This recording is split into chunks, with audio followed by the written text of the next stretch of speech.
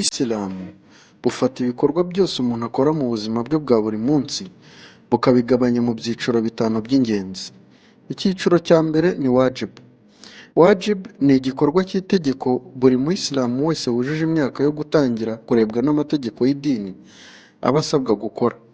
Umuyisilamu udakora wajibu aba ari umunyacyaha. Ingero z'ibikorwa bya wajibu: gukora amasengesho 5 y'itegeko buri munsi, gukora igisibo cy'ukwezi gutagatifu kwa Ramadhan.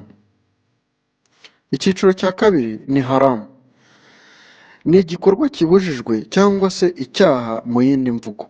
Umuntu wakoze haramu aba agomba kwicuza ku Mana kugira ngo arebe ko yamuhundagazaho impuhwe zayo ikamubabarira.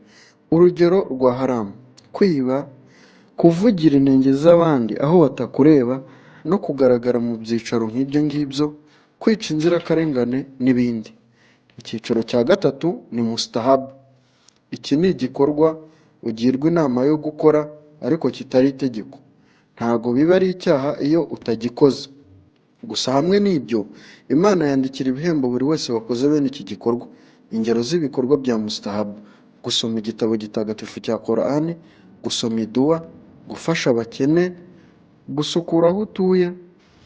Gukunda gukora ibikorwa bya mustahabu kandi bituma umuntu agenda arushaho kuba umukiranutsi umunsi ku wundi.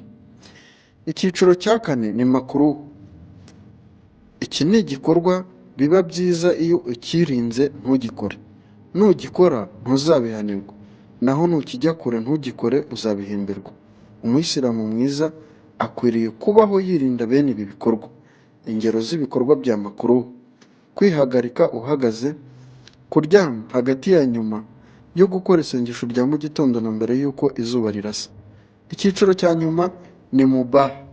Iki ni igikorwa cyemewe ubwacyo ku bwacyo hashingiwe kuri kamere yacyo. Bene iki gikorwa kugikora no kutagikora birangana, ntikibarizwa mu byiciro bine twabonye hejuru. Ingero z'ibikorwa bya mubah: kugenda, gutwara imodoka, kurya, kuvuga n'ibindi n'ibindi.